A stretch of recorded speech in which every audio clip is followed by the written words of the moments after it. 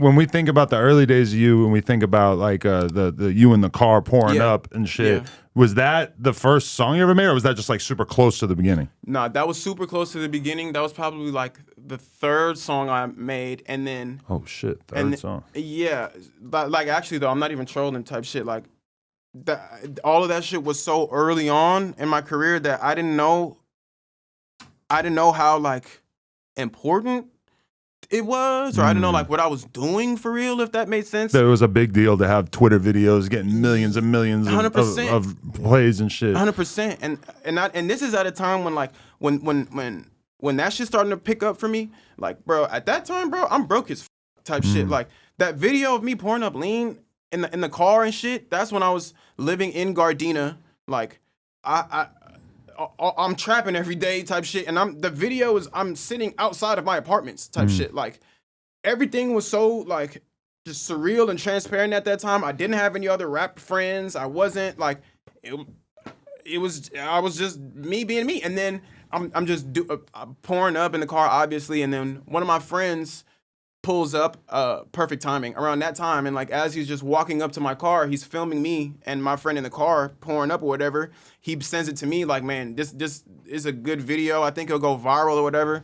I post it on Twitter and it goes viral. But at that time, bro, I was probably like 16 years old though. 16, 17 years. I had no idea what I was getting myself into or doing or anything like that. But I mean, it worked out. I remember, and you were tapped in really early around that time too. Like I remember probably like right when I started going viral, that's when I was getting a whole bunch of like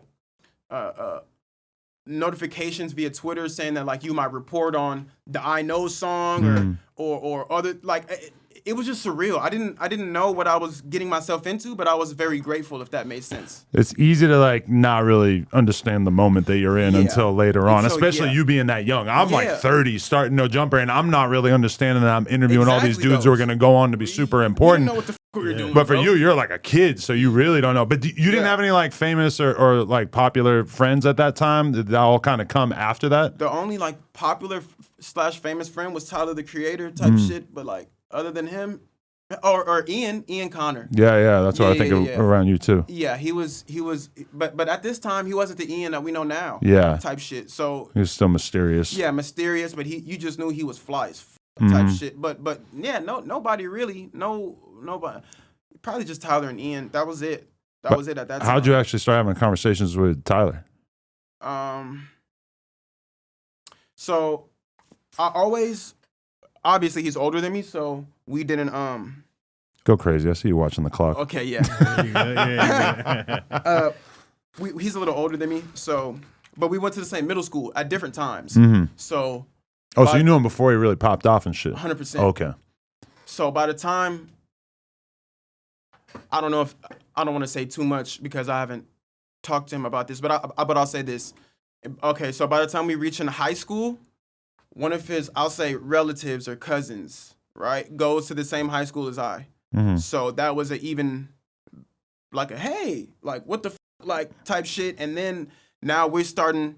It's like you see an old friend again type shit. Now you're starting to hang out outside of school, and then that the relative or whatever that I'm talking about, they know like how I'm living in Gardena. They come to my house, my apartments for the first time. They're looking around like, wait a minute. They walk to the other side of the apartment, knock on the door. They got a cousin that lived there too. Oh shit! So it's kind of like, what the type shit. It just worked out perfect.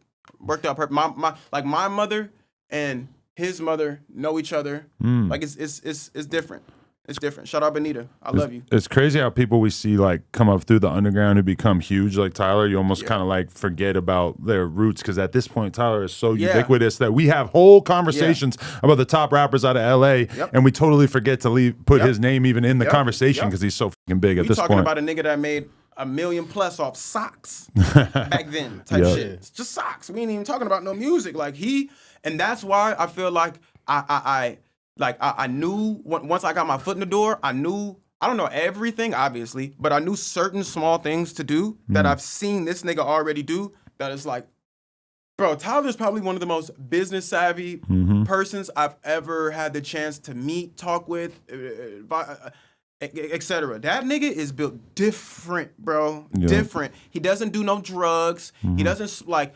All he does is he's just pure creative, bro. Mm-hmm. And that's as long as you have. And then he's naturally creative too. It's not like you see someone else's idea that gives you a spin-off to like run off, which is still nothing wrong with that too. Inspiration is inspiration, but he'll get his inspired from like literally nothing and build an empire like No Jumper to where it's like what the type shit. Like he's so mysterious. I remember like on Melrose in 2017, and you would see just two dudes blast by on old school BMX bikes, and somebody would be like, "That was Tyler," Yep. and we'd all just be like, "Are you serious?" Like no security, no nothing, just blasting around the neighborhood. Yeah, and that was a regular thing. Yeah, like if you probably wanted to see some Odd Future dudes or Tyler on the weekend, you just go to Melrose or go to Fairfax, and they're gonna be. And you were did you have the BMX bike shop around that downtown, time? 2014, 2015, 2016. Nah, we moved there in 2017. Okay. Yeah, it was kind of initiated like a different era because we were like super underground downtown. It was like right next to like the Goth Boy Clique apartment and shit like that. But even when you were underground, you were still running shit, bro.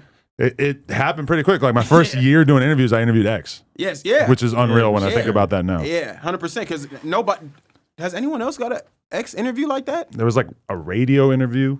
That don't count. I mean, like a real like. He was on stream with Ack a couple times, but not like a real sit down like that. Yeah. Yeah, no, that don't count. You're the only nigga that got that. That's legendary. So how you and Ian Connor get locked in? Because you said it was Tyler and then Ian, right? Yeah. So Ian would reach out to anybody because he just had like he was so tapped into the culture. He knew everybody was gonna pop off before it happened. And Ian is so smart. He knows who to tap in with and who not to tap in with in a sense of like, okay, Adam, you guys are super fucking busy right now, right? I'm pretty sure if someone randomly tried to DM you guys on Instagram, you guys wouldn't see it. And if you did see it, it'd be like an "and" type shit.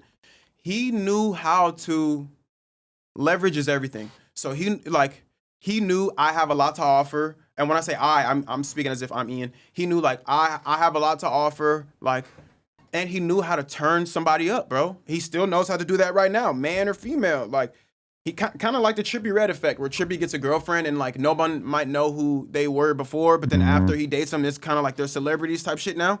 Ian pioneered that. I ain't gonna lie. He started that, and he did it organically. And this nigga would take the shirt off his back and put it on me just so he could take a pic of me, and I look cool, and I look just for. And bro, he's not getting nothing off of it. He just wanted to see a nigga go crazy type shit. Like, he was the only one. And then, but to answer your question, I probably got tied in with him because this is gonna be super random, but I swear to God. All right, so I'm on the Fairfax Times where I'm going up there and I'm hanging out with the Odd Future crowds and stuff like that. Ian is so tapped in. He's starting to go to Fairfax and he's starting to spend time on the block. We call Fairfax and Oakwood like the block type shit for those that don't know. So he's spending time on the block and shit like that now, to where now like for example, there's like an alley behind the old Odd Future store where we would go hang out at, and like I remember we're sitting back there smoking one time, and Ian's walking down the alley, and it went from like Ian was putting in so much work, and went from like one day to like, all right, it went from like, okay, one day you can see Ian walking down the street, right? Hypothetically, and you can see him walking down the street, and you could be like, oh, that's that nigga Ian Connor type shit, right? But we don't say nothing or whatever. We just know that's him, and we go about our.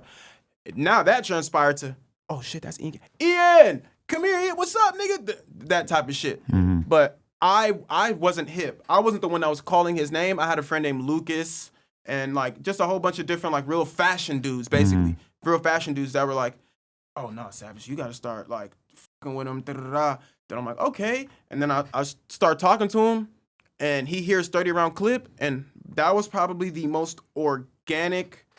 Still to this day, I've never been around someone who genuinely was pushing my music for no money, no nothing. Like the streams wasn't nothing that early on. Like, of course it picked up fast and everything, but I would be a liar if I said it didn't pick up because of Ian. 100%. He knows what the he's doing, bro. Like, seriously. And I get so mad and I get in my feelings about, because, you know, he went through a lot of stuff in his career, negative and positive, and for the public, at least, they don't understand how, like, a bullshit allegation that isn't even real could tarnish everything you've worked so hard for. And like that shit is serious, you guys. So like for those at home watching, bro, just make sure that you're always moving right and correct and stuff like that, because there's always going to be a bigger hater out there that wants to see you fall, and they'll put everything they can, lies and all this other shit, to try to make the empire crumble, and sometimes it ends up working, bro. So